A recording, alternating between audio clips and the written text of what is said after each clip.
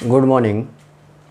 आज विद्युत आवेश एवं क्षेत्र electric charge and field NCERT chapter number 1 के वीडियो 6 लेकर के हम लोग मिल रहे हैं। पिछला वीडियो में हम लोग जो है रे ऑप्टिक्स के सेट बनाए थे, जो कि हमने वीडियो को यूट्यूब पर अपलोड किया था। सेट 8 बना करके हमने अपलोड किया। अभी रे ऑप्टिक्स के कुछ और भी वीडियो हम बीच बीच में डालते रहेंगे, हम पहले भी बोल चुके हैं।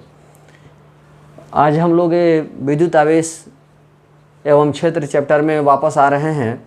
और जैसा कि हम आपको पिछला वीडियो में बताए थे कि हम कूलम्ब्स लॉ के बारे में पढ़ेंगे, तो आज का जो एक टॉपिक होगा एक 5 नंबर का टॉपिक है, लॉन्ग टॉपिक है, और इसी टॉपिक पर आज हमारा पूरा क्लास होगा। तो टॉपिक है कूलम्ब के नियम क्या है, इसकी व्याख्या करें, या कूलम्ब का नियम लिखें एवं सत्यापित करें। हमारा टॉपिक जो है कूलम्ब का नियम लिखें एवं सत्यापित करें, या कूलम्ब का नियम क्या है व्याख्या करें। तो कूलम्ब का नियम क्या कहता है कि दो बिंदु आवेशों के बीच लगने वाला विद्युतीय बल, फिर से सुनिएगा ठीक से, दो बिंदु आवेशों के बीच, दो स्थिर बिंदु आवेशों के बीच लगने वाला विद्युतीय बल आवेशों के परिमाण के, वर्ड को नोटिस करना है, आवेशों के परिमाण के गुणनफल के समानुपाती तथा उनके बीच के दूरी के वर्ग के व्युत्क्रमानुपाती होता है। हम लोग थोड़ा सा इस बात पहले इसको बोर्ड पर लिख करके हम चर्चा करने की कोशिश कर रहे हैं। ध्यान दीजिएगा, बहुत से इसमें वर्ड को नोटिस करना होगा।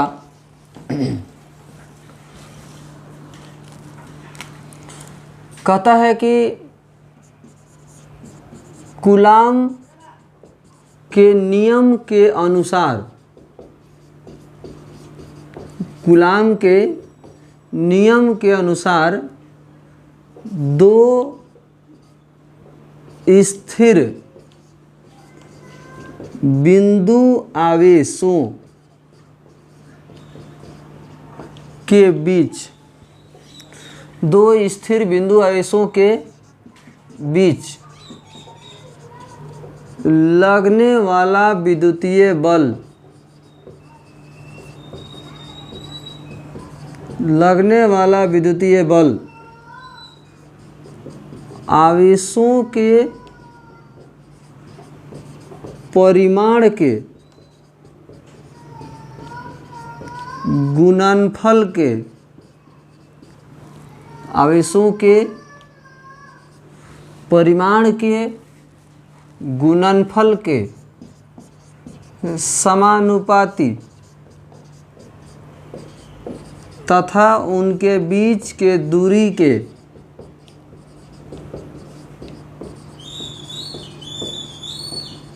वर्ग के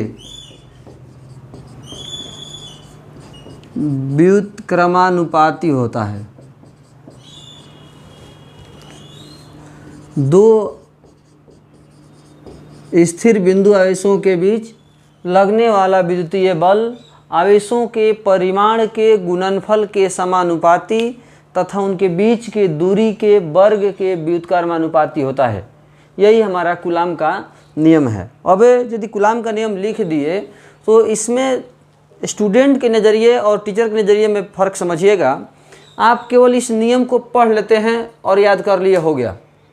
लेकिन यदि एक टीचर के नज़रिए से इसको देखिएगा तो इसमें कहाँ कहाँ पॉइंट पर आपको ध्यान देना है। तो सबसे पहला पॉइंट तो 2, ये जरूर याद रखना होगा कि कूलम्ब का नियम 2 आवेशों के लिए लागू होगा। इस पॉइंट को जरूर नोटिस कीजिएगा कि कूलम्ब का नियम जब भी लागू होगा 2 आवेशों के लिए लागू होगा। इस वर्ड को, इस पॉइंट को जरूर नोटिस करना है कि कूलम्ब का नियम 2 आवेशों के लिए लागू होगा। दूसरा वर्ड आपको नोटिस करना है स्थिर, यानी कूलम्ब का नियम जो लागू होगा वो स्थिर आवेशों के लिए लागू होगा। आवेश गतिमान नहीं होना चाहिए, आवेश चलयमान नहीं होना चाहिए, आवेश गतिशील नहीं होना चाहिए। सबसे पहले आपको नोटिस करना है कि कूलाम का नियम जब लागू होगा तो दो आवेशों के लिए लागू होगा, इस वर्ड को नोटिस करना है। दूसरा आपको ये नोटिस करना है कि कूलाम का नियम स्थिर आवेश के लिए लागू होगा। कूलाम का नियम जब भी लागू होगा, स्थिर आवेश रहेगा तो ही लागू होगा, गतिमान आवेश रहेगा तो लागू नहीं होगा। इस पॉइंट को जरूर नोटिस करना है। तीसरा आपको वर्ड को नोटिस करना है बिंदु आवेश। यह भी जरूर नोटिस करना है कि बिंदु आवेश के लिए कूलाम का नियम लागू होता है। और बिंदु आवेश का मतलब क्या हुआ, यह भी आपको समझना होगा, यह भी आपको जानना होगा। जैसे हम बात करते हैं, थोड़ा समझिएगा, हम लोग थ्योरी में समझने और समझाने के दौरान हमेशा बोलते हैं कि मान लीजिए कि यहाँ पर 5 कूलम आवेश है। यहाँ पर मतलब कहाँ पर, हम लोग हमेशा बोलते हैं कि मान लीजिए यहाँ पर 5 कूलम आवेश है, मान लीजिए यहाँ 10 कूलम आवेश है, मान लीजिए यहाँ 15 कूलम आवेश है। तो 5 कूलम, 10 कूलम, 15 कूलम, यहाँ पर मतलब कहाँ पर, किस जगह पर, तो बिंदु पर। ये बिंदु है बहादुर, ये प्रैक्टिकली पॉसिबल नहीं है। यदि हम बात करें बिंदु आवेश, प्रैक्टिकली पॉसिबल नहीं है। एक स्टूडेंट का सवाल था पीछे के वीडियो में कि सर हम लिखवाए हैं कहीं पर कि वस्तु के बीच, दो द्रव्यमान के बीच में आकर्षण होता है। हमें लिखवाए थे पिछला वीडियो में कि आवेश और द्रव्यमान में जब अंतर बता रहे थे कि दो द्रव्यमान के बीच आकर्षण होता है, दो द्रव्यमान के बीच आकर्षण होता है, जबकि दो आवेशों के बीच आकर्षण और विकर्षण दोनों होता है। ऐसा हमने एक पॉइंट लिखवाया था। तो एक स्टूडेंट का सवाल था कि सर दो द्रव्यमान के जगह पर दो वस्तु नहीं हो सकता है कि दो वस्तु के बीच आकर्षण होता है? हो सकता है बहादुर, क्योंकि द्रव्यमान पॉसिबल नहीं है। हम आपसे कहेंगे कि 2 kg द्रव्यमान दीजिए, हम आपसे कहेंगे कि 2 kg द्रव्यमान दीजिए, तो 2 kg अब द्रव्यमान नहीं दे सकते। 2 kg लोहा दे सकते हैं, 2 kg चीनी दे सकते हैं, 2 kg कंकड़ दे सकते हैं, 2 kg आटा दे सकते हैं, 2 kg चावल दे सकते हैं, लेकिन 2 kg द्रव्यमान नहीं दे सकते। द्रव्यमान कोई चीज़ है नहीं जिसको निकाल के दिया जा सके, नहीं। द्रव्यमान किसी वस्तु की मात्रा होती है, किसी पदार्थ की गुण होता है। जैसे मान लीजिए हम किसी को कहते हैं ना कि किसी को हम हंसते हुए देखे, किसी को आपने हंसते हुए देखा, तो हंसते हुए देखा तो हंसना मतलब क्या चीज़, आपने क्या देखा? हंसते हुए देखा मतलब क्या देखा? उसका मुंह खुला हुआ था, बस इतना ही तो देखा आपने। लेकिन नहीं, वो एक एक्सप्रेशन है वही चेहरा, वही खुला हुआ है, लेकिन ये एक अनुभव है, एक एहसास है। फिर हम लोग ज़्यादा इधर उधर नहीं जाएंगे, बिंदु आवेश पर वापस आते हैं। करें कि यदि हम कहीं पर कहते हैं कि यहाँ पर 5 कूलम आवेश है, यहाँ 10 कूलम आवेश है, यहाँ 20 कूलम आवेश है, तो ये बिंदु आवेश है बहादुर, और ये प्रैक्टिकली पॉसिबल नहीं है। क्योंकि हम आवेश जब भी देंगे किसी वस्तु पर देंगे, जब भी आवेश देंगे हम किसी वस्तु पर देंगे, और वस्तु को यहाँ बिंदु माना जाता है। इसीलिए नोटिस जरूर कीजिएगा कि कूलाम का नियम 2 आवेशों के लिए लागू होगा, स्थिर आवेशों के लिए लागू होगा, बिंदु आवेशों के लिए लागू होगा। ये 3 पॉइंट अभी आपको नोटिस करना है। कूलाम के नियम पढ़ते समय, याद करते समय इसको जरूर नोटिस कीजिएगा कि कूलाम का नियम 2 आवेशों के लिए लागू होता है, स्थिर आवेशों के लिए लागू होता है, और बिंदु आवेशों के लिए लागू होता है। अब आगे आते हैं, आवेशों के बीच लगने वाला विद्युतीय बल, ये आपका विद्युतीय बल है। आवेशों के बीच हम 11th में पढ़े होंगे, गुरुत्वाकर्षण चैप्टर जब पढ़ा रहे थे कि आवेशों के बीच विद्युतीय बल लगता है, द्रव्यमान के बीच गुरुत्वाकर्षण बल लगता है। 2 द्रव्यमान के बीच गुरुत्वाकर्षण बल लगता है, नाभिक के अंदर नाभिकीय बल लगता है, और आवेशों के बीच जो है विद्युतीय बल लगता है। तो ये हमारा है विद्युतीय बल। आवेशों के परिमाण के, फिर अब यहाँ पर इस वर्ड को नोटिस करना है, इस वर्ड को नोटिस करना है, परिमाण के गुणनफल के समानुपाती। यहाँ पर परिमाण को जरूर समझना जरूरी है। जैसे हम बात कर रहे हैं कि कोई आवेश Q1 है जो 5 कूलम है प्लस में, और कोई Q2 है जो -10 कूलम है। तो यहाँ पर जो गुणनफल करना है, मतलब Q1 × Q2 करना है, तो 5 गुना -10 नहीं करना है, यहाँ हम लोग को यही करना है कि 5 गुना 10, क्योंकि यहाँ लिखा हुआ है कि आवेशों के परिमाण के गुणनफल के समानुपाती होती है। जरूर नोटिस कीजिएगा, यहाँ पर हमें प्लस और माइनस से नहीं देखना है, बस डायरेक्ट जो भी रहेगा, प्लस रहेगा तो भी, माइनस रहेगा तो भी, हम लोग केवल मान का गुना करेंगे। याद रखिएगा, केवल हम लोग मान का गुना करेंगे। तो शुरू से फिर से एक बार आते हैं। कूलाम का नियम कहता है कि दो स्थिर बिंदु आवेशों के बीच लगने वाला विद्युतीय बल आवेशों के परिमाण के गुणनफल के समानुपाती का मतलब सीधा समानुपाती, अनुक्रमानुपाती और व्युत्क्रमानुपाती आप लोग पढ़े होंगे। तो परिमाण के गुणनफल के समानुपाती तथा उनके बीच के दूरी के वर्ग के व्युत्क्रमानुपाती होता है। उनके दोनों आवेशों के बीच जो दूरी होगी उनके वर्ग के व्युत्क्रमानुपाती होता है। हम लोग अब थ्योरी को आगे बढ़ाते हैं, ध्यान दीजिएगा।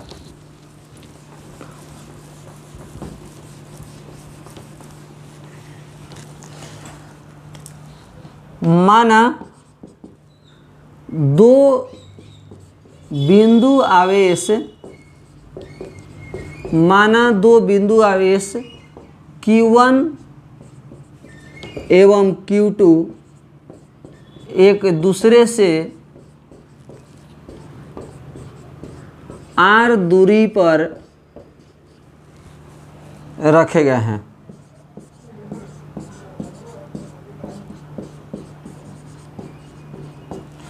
माना दो बिंदु आवेश Q1 एवं Q2 एक दूसरे से r दूरी पर रखे गए हैं। यदि उनके बीच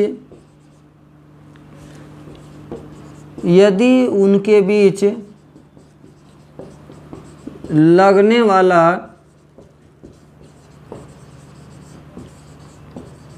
विद्युतीय बल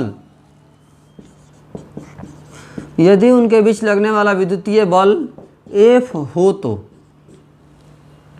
यदि उनके बीच लगने वाला विद्युतीय बल F हो तो देखिएगा ध्यान से, ये दो बिंदु आवेश है, ये आवेश है Q1 और ये आवेश है Q2। इनके बीच की दूरी है R।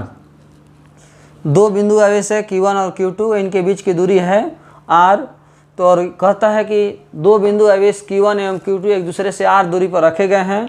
यदि उनके बीच लगने वाला विद्युतीय बल F हो तो अब हम बात करेंगे कूलाम के नियम से। कूलाम का नियम कहता है कि आवेशों के परिमाण के गुणनफल के समानुपाती तथा उनके बीच की दूरी के वर्ग के व्युत्क्रमानुपाती होता है। ध्यान दीजिएगा, आवेशों के परिमाण के गुणनफल के समानुपाती तथा उनके बीच की दूरी के वर्ग के व्युत्क्रमानुपाती होता है।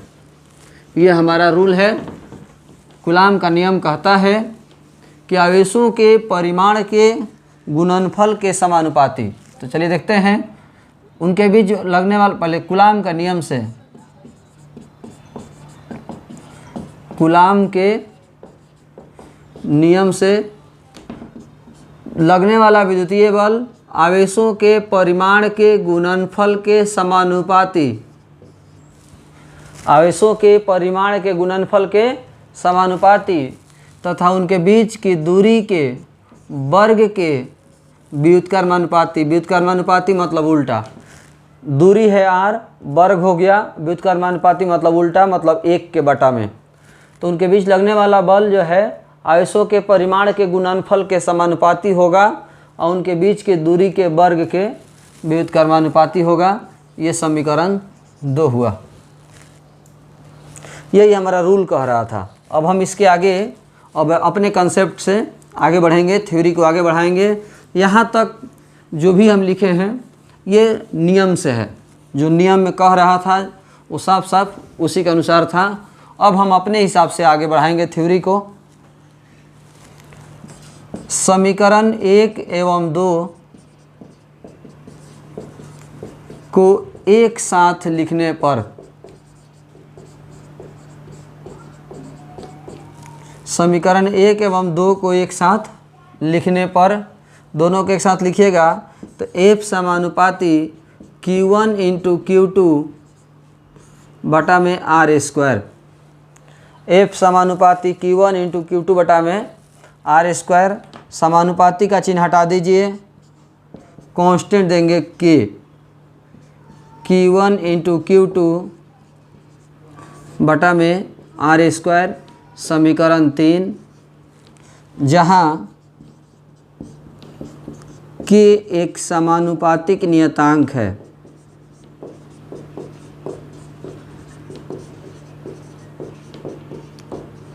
K क्या है? एक समानुपातिक नियतांक है। समानुपातिक नियतांक का मतलब हुआ समानुपाती के चिन्ह के बदले में आने वाला नियतांक। ये आपको 11th में पढ़े होंगे, बहुत बार हमने बताया है कि जब भी इस चिन्ह को हटाएंगे तो एक कांस्टेंट देंगे और कांस्टेंट को हटाएंगे तो ये समानुपाती का चिन्ह देंगे। ये रूल दोनों चलेगा।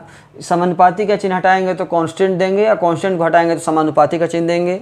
कुछ स्टूडेंट का सवाल हो सकता है कि सर के ही क्यों देंगे? ऐसा कुछ नहीं है। आप के जगह पर कोई भी ABCD लिख सकते हैं। ABCD जो आपको मन करे वो आप के जगह पर लिख सकते हैं, उससे कोई फ़र्क नहीं पड़ता है। यदि आप के जगह पर मान लीजिए आपने लिखा A, तो लिखना होगा जहाँ A एक समानुपातिक नियतांक है, और क्या, कुछ नहीं। आगे हम लोग बढ़ते हैं। प्रयोग से ध्यान दीजिएगा, प्रयोग से, कैलकुलेशन से, गणना से, और किसके प्रयोग से? तो ये हमारे प्रयोग से नहीं, कूलाम के प्रयोग से। कूलाम जब ये थ्योरी डेराइव कर रहे थे, कूलाम जब ये थ्योरी दे रहे थे, तो उन्होंने अपने एक्सपेरिमेंट में पाया, क्या पाया कि के का जो वैल्यू है वो है 1/4 pi epsilon naught epsilon r. थोड़ा सा आप लोग पढ़ने के लिए सीखिएगा। इसको पहले तो लिखिएगा, आप लोग मैथ में पढ़े होंगे, इसको एलिमेंट, सदस्य पढ़ते होंगे, एलिमेंट पढ़ते होंगे, तो ये एलिमेंट है जो आप लोग पढ़ते होंगे मैथ में। उसके अनुसार हम लोग फिजिक्स में इसको एप्साइलन बोलते हैं, एप्साइलन। ऐसे हम एप्सिलन बोलते हैं। एप्साइलन बोलने में थोड़ा सा मुझे अटपटा लगता है, तो एप्साइलन ऐसे रियल में लिखा जाता है। तो एप्सिलन, और यहाँ 0 दिया गया है तो एप्सिलन नॉट, और R दिया गया है तो एप्सिलन R। तो K का वैल्यू एक्सपेरिमेंट से कूलाम ने क्या पाया कि 1/4 pi epsilon naught epsilon R। आगे बढ़ते हैं, जहाँ एप्सिलन नॉट क्या है? तो शून्य की परम विद्युतशीलता, शून्य की परम विद्युतशीलता। एप्सिलॉन नॉट क्या है? तो शून्य की परम विद्युतशीलता, और इसका मान होता है, एप्सिलॉन नॉट का जो मान है वो होता है 8.85 गुना 10 के power -12 newton inverse metre inverse two coulomb square. और ये फिक्स वैल्यू है। एप्सिलॉन नॉट का जो वैल्यू है वो फिक्स है। शून्य की परम विद्युतशीलता कहें, ये शून्य की परम विद्युतशीलता जो दिया हुआ है, निर्वात की परम विद्युतशीलता कहिए, तो ये फिक्स वैल्यू है, ये बदलने वाला नहीं है। इसके बाद एप्सिलॉन आर क्या है? माध्यम की सापेक्षिक विद्युतशीलता, माध्यम की सापेक्षिक विद्युतशीलता। और एप्सिलॉन आर का मान जो है अलग अलग माध्यम के लिए अलग अलग होगा। ये जो आप देख रहे हो माध्यम की सापेक्षिक विद्युतशीलता, तो ये अलग अलग माध्यम के लिए अलग अलग होगा। हर एक माध्यम के लिए अलग अलग होता है। हम आपको अभी जस्ट बताएंगे कुछ देर बाद कि वायु का कितना होता है, धातु का कितना होता है, पानी का कितना होता है। तो अलग अलग माध्यम के लिए एप्सिलॉन आर का मान अलग अलग होता है। एप्सिलॉन आर के जो नाम हैं वो भी अलग अलग होते हैं। बहुत से जगहों पर अलग अलग आपको नाम मिलेगा, जैसे माध्यम की सापेक्षिक विद्युतशीलता, या सापेक्षिक परावैद्युता, या आपेक्षिक परावैद्युता, या द्विविद्युत नियतांक, या परावैद्युत नियतांक, या SIC, ये सब इसी के नाम हैं, एप्सिलॉन आर के ही। और यदि कुछ स्टूडेंट का सवाल आ सकता है कि सर विद्युतशीलता क्या है, तो विद्युतशीलता के बारे में हम आपको आगे के 2-3 वीडियो में, या हो सकता है कि नेक्स्ट वीडियो में ही हम बता सकें कि विद्युतशीलता क्या है। तो अभी आपको घबराने की ज़रूरत नहीं है, सवाल पूछने की ज़रूरत नहीं है, वीडियो को ध्यान से समझिएगा। तो एप्सिलॉन नॉट का मान इतना हो गया, एप्सिलॉन आर का मान अलग अलग माध्यम के लिए अलग अलग होता है। अब हमने इतना देख लिया, तो आगे पढ़ते हैं। के का मान समीकरण 3 में रखने पर, जो आप के देख रहे हो, ये के आपका सामने है, इस के का मान समीकरण 3 में रखने पर, मतलब यहाँ पर हम के का मान रखेंगे तो क्या आएगा, F equal to 1/4 pi epsilon naught epsilon r. K का मान हमने रख दिया, के का मान यहाँ पर हमने रख दिया। अब Q1 इंटू Q2 बटा में आर स्क्वायर केवल उतार देना है, Q1 into Q2 by r square, समीकरण नंबर 4। ये जो आप समीकरण देख रहे हो, समीकरण 4, ये क्या है तो थोड़ा सा ध्यान दीजिएगा। दो आवेशों के बीच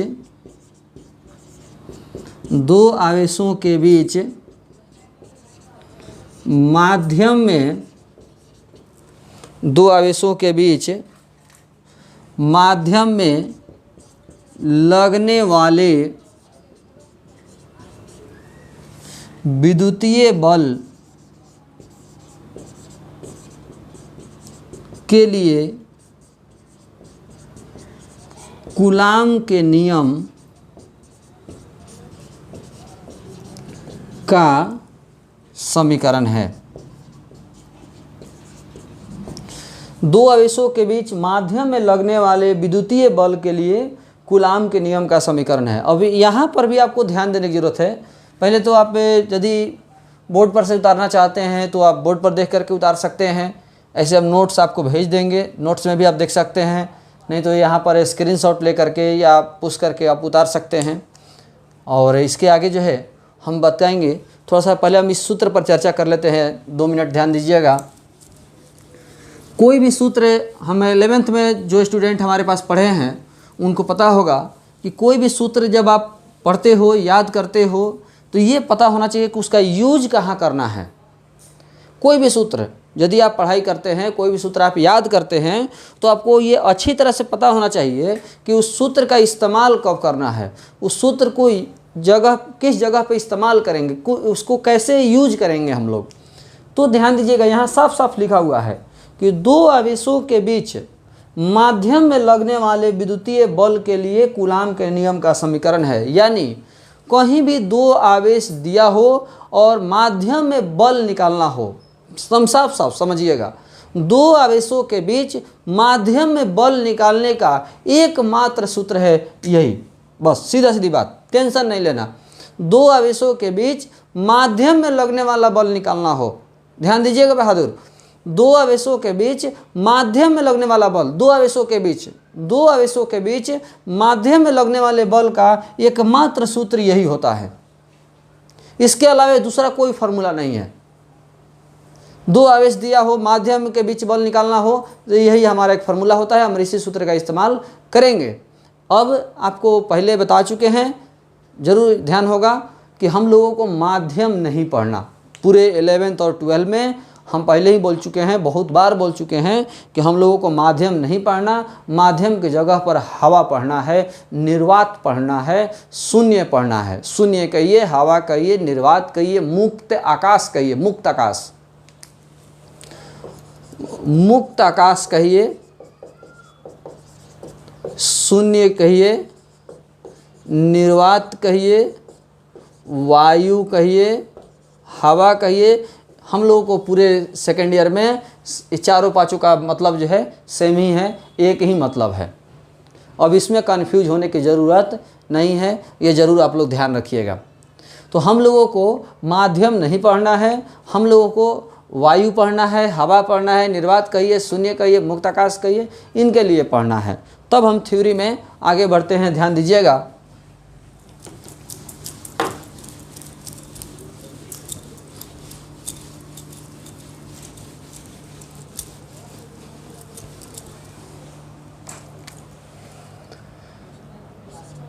प्रयोग से वायु के लिए, वायु कहें वही बात हम बोल रहे हैं, वायु कहें, शून्य कहें, निर्वात कहें, प्रयोग से वायु के लिए जो एप्सिलॉन आर का मान है वो 1 होगा। हम आपको पहले ही बोल चुके हैं कि एप्सिलॉन आर का मान अलग अलग माध्यम के लिए अलग अलग होता है। एप्सिलॉन आर का मान अलग अलग माध्यम के लिए अलग अलग होता है। तो हम कह सकते हैं कि वायु के लिए एप्सिलॉन आर का मान कितना है, 1। अब ये चेंजिंग नहीं है बहादुर। और कोई कहे कि सर 1 ही क्यों होता है, तो नहीं, ये होता है तो होता है, इसमें कोई तर्क नहीं है। ये प्रयोग से एक्सपेरिमेंटल वैल्यू है कि एप्सिलॉन आर का मान वायु के लिए 1 होता है। अब हम आगे बढ़ते हैं समीकरण 4 से। समीकरण 4 में हम लेके चलते हैं तो F = 1/4 पाई एप्सिलॉन नॉट, और एप्सिलॉन आर के जगह पर तो हमने 1 रख दिया, Q1 × Q2 बटा R²। Finally F = 1/4 pi epsilon not into Q1 × Q2 by R²। समीकरण number 5। F = 1/4 pi epsilon not Q1 × Q2 by R²। समीकरण 5। समीकरण 5, दो आवेशों के बीच वायु में लगने वाले विद्युतीय बल के लिए